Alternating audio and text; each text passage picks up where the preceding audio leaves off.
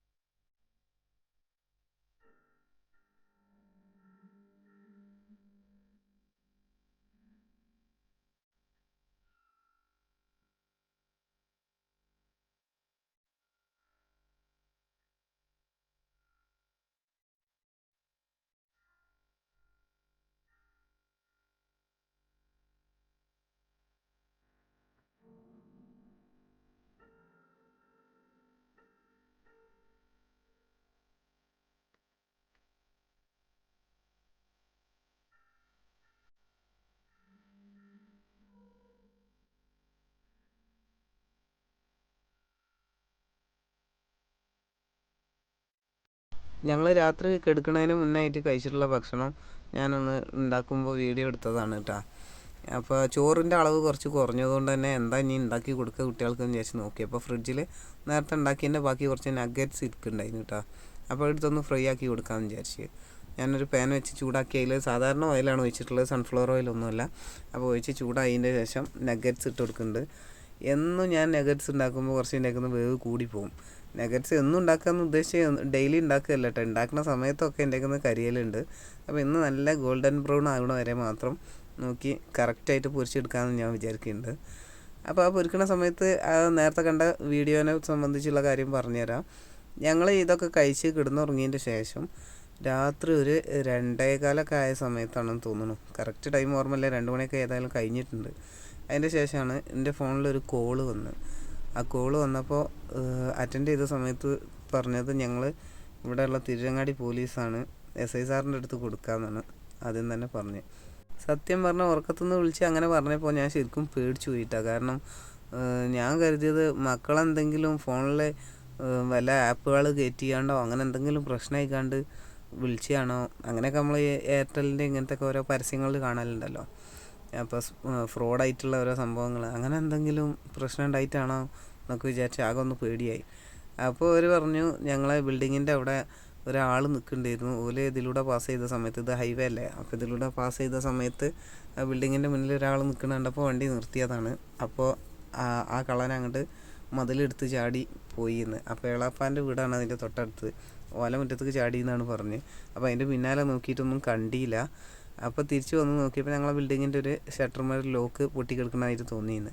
ഞാൻ ഈ വീഡിയോൻ്റെ ഫസ്റ്റിൽ കാണിച്ചില്ലേ ഈ വാടകയ്ക്ക് എന്നുള്ള ആ സ്റ്റിക്കർ ഒട്ടിക്കാൻ പോയത്. അപ്പോൾ അതിൽ നമ്പർ എടുത്തിട്ടാണ് ഓലിനെ കോൾ ചെയ്തത്. അപ്പോൾ ഞങ്ങൾ വീട് തൊട്ടടുത്ത് തന്നെയാണെന്ന് പറഞ്ഞ് ഞാനും എൻ്റെ മൂത്ത മോനും കൂടെ ഓല് പറഞ്ഞ സ്ഥലത്തൊക്കെ ചെന്ന് നോക്കി. അപ്പോൾ അവിടെ ഞങ്ങളെ അടുത്തുള്ള സോഷ്യൽ വർക്കറായിട്ടുള്ള ഫൈസൽ വന്ന് അങ്ങനെ ഒരുപാട് ആൾക്കാരും വന്ന് കള്ളനെ തിരയൽ തുടങ്ങി. കള്ളന് ഞാൻ പറയണോണ്ടൊന്നും തോന്നണ്ട, അജ്ഞാതനെന്ന് തന്നെ പറയാൻ തന്നെയാണ് ഞാൻ വിചാരിച്ചിരുന്നത്. പക്ഷേ CCTVയിൽ തന്നെ കണ്ടില്ല. ആൾ മാസ്ക് ഇടുന്ന കാലാവസ്ഥ അല്ലെങ്കിൽ കൂടി മാസ്ക് ഇട്ടോട്ടെ, കുഴപ്പമില്ല. എന്താവശ്യത്തിനാണ് ആ CCTVൻ്റെ ക്യാമറ തിരിച്ചു വെക്കേണ്ട കാര്യം? അത് എന്തോ ദുരൂഹത ഉണ്ടായിട്ട് തന്നെയല്ലേ. ഇനി അതുമല്ല, അതിൻ്റെ ഇപ്പം ഞാൻ ഈ വോയിസ് ഓവർ കൊടുക്കണതും എഡിറ്റ് ചെയ്യണതും കുറച്ച് ദിവസം കഴിഞ്ഞ് കണ്ടാണ്, 2 ദിവസം ആയിട്ടുണ്ട്. അപ്പോൾ അതിൻ്റെ പിറ്റത്തെ ദിവസം തന്നെ കണ്ട ആ ബിൽഡിങ്ങിൻ്റെ മുന്നിൽ ഒരു പാൻറ്റും കിടക്കുന്നുണ്ട്, ഒരു ജീൻസിൻ്റെ പാൻറ്റും കിടക്കുന്നുണ്ട്. അപ്പോൾ ഇവിടെയൊക്കെ പോയി ജോലിയൊക്കെ കഴിഞ്ഞ് വന്ന് ഡ്രസ്സ് മാറി പോയതാണ് തോന്നുന്നു. അപ്പോൾ അത്രയൊക്കെ പ്ലാനിങ്ങിൽ വന്നിട്ടുള്ള ആളാകുമ്പോൾ കള്ളനാണെന്ന് തന്നെ കൃത്യമായിട്ട് പറയാമല്ലോ. അല്ലെങ്കിൽ ഞാൻ ആദ്യം ഇത് വീഡിയോ ഒക്കെ ഇടരുതെന്നൊക്കെ വിചാരിച്ചിരുന്നു. എത്ര പറഞ്ഞാലും അയാൾക്കും ഇല്ലേ ഒരു ഭാവി, അതിന് നന്നാവണം എന്നുള്ളൊരു മനസ്സുണ്ടെങ്കിൽ എൻ്റെ വീഡിയോ കാരണം ചീത്തയായി പോകരുത് എന്നൊക്കെ വിചാരിച്ചിട്ട് വീഡിയോ ഇടരുതെന്ന് കരുതിയിരുന്നു. പക്ഷേ ഇതിപ്പോൾ ഇടാൻ കാരണം പിറ്റേന്ന് ആ പാൻറ്റും കൂടെ അവിടെ കണ്ടപ്പോൾ ഉറപ്പായി ആൾ പ്ലാൻ ചെയ്ത് വന്നത് തന്നെയാണെന്ന്. അത് മാത്രമല്ല പോലീസ് പറഞ്ഞതും എന്താണെന്നറിയോ, ഇപ്പോൾ സ്വർണത്തിനൊക്കെ 1 ലക്ഷത്തിൻ്റെ മേലൊക്കെ എടുക്കണതല്ലേ. അപ്പോൾ ഒരു ചെറിയ തരി സ്വർണ്ണമാണെങ്കിലും അത് കിട്ടിയിരുന്നെങ്കിൽ വിചാരിച്ചിട്ട് ആദ്യമൊക്കെ നമ്മൾ ബംഗാളികൾ മാത്രമാണ് കള്ളന്മാരെന്നും പറഞ്ഞുകൊണ്ടിരിക്കും. ഇപ്പോൾ ബംഗാളികൾ മാത്രമൊന്നുമല്ല, മലയാളികളും ജോലിയില്ല കൂലിയില്ല എന്ന് പറഞ്ഞ് നടക്കുന്ന കുറേ ആൾക്കാരുണ്ടല്ലോ. അപ്പോൾ ആരെങ്കിലും ആയിട്ടൊക്കെ ഉണ്ടാവും. അതുകൊണ്ട് മലയാളിയാണെങ്കിലും ബംഗാളിയാണെങ്കിലും ഒക്കെ ഇപ്പോൾ സ്വർണ്ണത്തിന് വിലയും കൂടിയതുകൊണ്ട് ആരാന്നൊന്നും പറയാൻ പറ്റില്ല. കള്ളന്മാരൊക്കെ എല്ലായിടത്തും കൂടുതലുള്ളതാണ്. അതുകൊണ്ട് എല്ലാവരും ശ്രദ്ധിച്ചുകൊണ്ടിന്നൊക്കെ പറഞ്ഞു തന്നിട്ടാണ് പോലീസ് പോയത്. അതുമാത്രമല്ല, ബിൽഡിങ്ങിൻ്റെ മുന്നിലായിട്ട് ആ കള്ളം കൊണ്ടുവന്നിട്ടുള്ള വണ്ടിയും കിടക്കുന്നുണ്ടായിരുന്നു, ഒരു ആക്റ്റീവ ആയിരുന്നു. ആ ആക്റ്റീവ മോഷ്ടിച്ചതാണ്. അതിൻ്റെ നമ്പർ പ്ലേറ്റ് വെച്ച് കണ്ട് അപ്പോൾ തന്നെ പോലീസ് ചെക്ക് ചെയ്ത് നോക്കി. അപ്പോൾ ഏതായാലും സംഭവം ആ വണ്ടി കട്ട് കൊണ്ടുവന്നത് തന്നെയാണ്. അപ്പോൾ ആൾ കള്ളൻ തന്നെയാണ് എന്നുള്ളത് അതിമലൊക്കെ തന്നെ സ്ഥിരീകരിച്ച. കള്ളൻ ഏതായാലും ഇതിലൂടെ ഓടിപ്പോയി. പിന്നെ ഏതൊക്കെ വീടുകളെ മുന്നിൽ കൂടെയൊക്കെ പോയിട്ട് മെയിൻ റോഡുമ്പോൾ തന്നെ എത്തിയിട്ടുണ്ട്. പിന്നെ ആരോ കോൾ ചെയ്തുകൊണ്ട് കള്ളന് ബന്ധുക്കളെ ആരെങ്കിലും വിളിച്ചതാവും. കോൾ ചെയ്തൊരു വണ്ടി വന്ന് ആ വണ്ടിയിൽ പോയി എന്നൊക്കെയാണ് പറയണത് കേട്ടത്. ബാക്കി കാര്യങ്ങളൊന്നും എനിക്കറിയില്ല. പോലീസിൻ്റെ കണ്ണുമുന്നിൽ സംഭവിച്ചതായതുകൊണ്ട് പോലീസ് അത് അന്വേഷിക്കുന്നുണ്ടാവും. അപ്പോൾ ഞാൻ ഈ വീഡിയോ ഇടാനും ഇത് പറയാനൊക്കെ കാരണം എല്ലാവരുടെ വീട്ടിലും ഇതുപോലെയൊക്കെ വരും. അപ്പോൾ ഈ സ്വർണ്ണത്തിന് വില കൂടിയൊക്കെ സമയത്ത് നമ്മൾ പ്രായമായമാരും ഒക്കെയാണ് കൂടുതൽ ഇപ്പോൾ സ്വർണ്ണം ഇടുക. ചെറുപ്പക്കാരൊന്നും അല്ലാതെ സ്വർണ്ണം ഇട്ടില്ലെങ്കിലും പ്രായമായവരുടെ മുഖത്ത് ഒരു കമ്മലെങ്കിലും ഉണ്ടാവും. അപ്പോൾ ആ ഒരു സ്വർണത്തിൻ്റെ കാരണം കൊണ്ട് സ്വന്തം ജീവൻ പോണ അവസ്ഥ വരരുതല്ലോ. അപ്പോൾ എല്ലാവരും ഒന്ന് അറിഞ്ഞിരിക്കാൻ വേണ്ടിയിട്ട് ഞാൻ ആ വീഡിയോ ഇതിൽ ആഡ് ചെയ്തതാണ് കേട്ടോ. അപ്പോൾ ഞാൻ വലിയ പാനേജ് ചെയ്യാണ്ട് ഈ ബ്രെഡൊക്കെ ഒന്ന് ടോസ്റ്റ് ചെയ്തെടുക്കുന്നുണ്ട്. ഇപ്പം ഞാൻ ബ്രെഡ് ടോസ്റ്റ് ചെയ്യണത് ബട്ടർ വെച്ചിട്ടാണ് കേട്ടോ. നെയ്യിൽ ടോസ്റ്റ് ചെയ്യണതിനേക്കാളും കുറച്ചും കൂടെ ടേസ്റ്റ് കൂടുതൽ ഈ ബട്ടറിൽ ടോസ്റ്റ് ചെയ്യുമ്പോഴാണ് കേട്ടോ. ഞാൻ ഈ ബട്ടർ ഫോർക്കിൽ കുത്തിക്കാണ്ടാണ് സാധാരണ ഇങ്ങനെ പാനിൽ തടവി കൊടുക്കൽ. ഫോർക്കിൽ കുത്തുമ്പോൾ നമ്മളെ കൈ നേരിട്ട് ഫ്രൈ പാനിൽ തട്ടുമില്ല. അതുപോലെ തന്നെ എല്ലാ ഭാഗത്തേക്കും എത്തിക്കാനും നമ്മളെ കൊണ്ട് കഴിയും. കൈ കൊണ്ടാവുമ്പോൾ നമ്മൾ അത്ര തന്നെ അങ്ങോട്ട് ഒരുപോലെ പരത്തി കൊടുക്കാനൊക്കെ ബുദ്ധിമുട്ടായിക്കാരം. അപ്പോൾ ഈ ടിപ്സ് അറിയാത്തവർക്കൊന്ന് പറഞ്ഞു തന്നുള്ളൂ കേട്ടോ. ഭൂരിപക്ഷം എല്ലാവർക്കും അറിയണുണ്ടാവൂലേ. ഈ വീഡിയോ കാണുന്ന ആരെങ്കിലും ചാനൽ സബ്സ്ക്രൈബ് ചെയ്യാതെയാണ് വീഡിയോ കാണണമെങ്കിൽ ഒന്ന് സബ്സ്ക്രൈബ് ചെയ്ത് കൊടുക്കട്ടോ. തൊട്ടടുത്തുള്ള ബെല്ലൈക്കണും കൂടെ ഒന്ന് പ്രസ് ചെയ്ത് അതിൽ ഓൾ എന്നുള്ളൊരു ഓപ്ഷൻ ഉണ്ടാവും, അതൊന്ന് എനേബിൾ ചെയ്ത് കൊടുക്കുക. എന്നാലേ ഞാനിടുന്ന വീഡിയോസിൻ്റെയൊക്കെ നോട്ടിഫിക്കേഷൻ നിങ്ങൾക്ക് അപ്പം തന്നെ കിട്ടുള്ളൂ. ഇപ്പോൾ വീഡിയോക്ക് ലൈക്ക് കൊടുക്കുക മാത്രമല്ല, അതിൻ്റെ കൂടെ ഒരു ഹൈപ്പ് പറഞ്ഞ സംഭവം കൂടെ ഇറങ്ങിയിട്ടുണ്ട്. അപ്പോൾ എല്ലാവരും വീഡിയോ ലൈക്ക് ചെയ്യാനും അതിൻ്റെ കൂടെ വരുന്ന ഹൈപ്പും കൂടെ ഒന്ന് ചെയ്ത് കൊടുക്കാനും മറക്കല്ല കേട്ടോ. അപ്പോൾ ഞാൻ ബ്രെഡെല്ലാം ഒരു 2-3 ട്രിപ്പായിട്ട് ഒന്ന് ടോസ്റ്റ് ആക്കി എടുക്കട്ടെ കേട്ടോ. ഞങ്ങളെ രാത്രിയിലെ ഫുഡ് എന്ന് പറയുന്നത് ഈ ബ്രെഡ് ടോസ്റ്റും നഗറ്റ്സും ആയിരുന്നു. സാധാരണ ഞങ്ങൾ അങ്ങനെ ഒന്നുമല്ല, സാധാ ചോറൊക്കെ തന്നെയാണ് എന്നും തിന്നൽ. അപ്പോൾ ഇന്ന് ഇല്ലാത്തത് കൊണ്ട് ചോറിൻ്റെ അളവ് കുറച്ച് കുറഞ്ഞുകൊണ്ട് മാത്രമാണ് ഇങ്ങനെ ഉണ്ടാക്കിയിട്ടുള്ളത്. എന്നും ഇങ്ങനത്തെ ഭക്ഷണമൊക്കെയാണ് തിന്നണമെന്ന് തെറ്റിദ്ധരിക്കണ്ട. ഇല്ലാത്ത ദിവസങ്ങളിൽ എന്താ ഒപ്പിച്ച് കൊടുക്കുമല്ലോ മക്കൾക്ക്. അപ്പോൾ അങ്ങനെ ഉണ്ടാക്കിയതാണ്. അപ്പോൾ ഇത് മുഴുവനായിട്ടൊന്ന് ഞാൻ ഉണ്ടാക്കിയെടുക്കട്ടെ.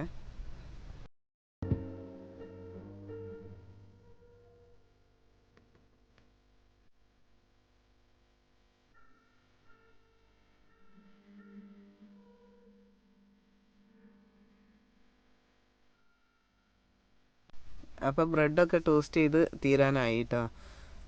മക്കൾക്കൊക്കെ വിശന്ന് തുടങ്ങിയാണ്. ഓരോരുത്തർ ഒന്ന് എടുക്കട്ടമ്മ എന്നൊക്കെ ചോദിക്കൽ തുടങ്ങിയാണ്. അപ്പോൾ ഞാനൊന്ന് ഏതായാലും വീഡിയോ എടുത്തതല്ലേ, അപ്പോൾ അതിനൊരു തമ്പനയിൽ വെക്കാനൊരു ഭംഗിയിലൊന്ന് അലങ്കരിച്ച് കാണിച്ചു കൊടുക്കാമെന്ന് വിചാരിച്ചിട്ട് ഓരോന്നും എടുക്കാൻ സമ്മതിച്ചിട്ടില്ല. തമ്പനയിൽ ഫോട്ടോ ഇടാൻ വേണ്ടിയിട്ട് ഞാനിത് നല്ല ഭംഗിയിലൊന്ന് അറേഞ്ച് ചെയ്ത് വെക്കുന്നുണ്ട് കേട്ടോ.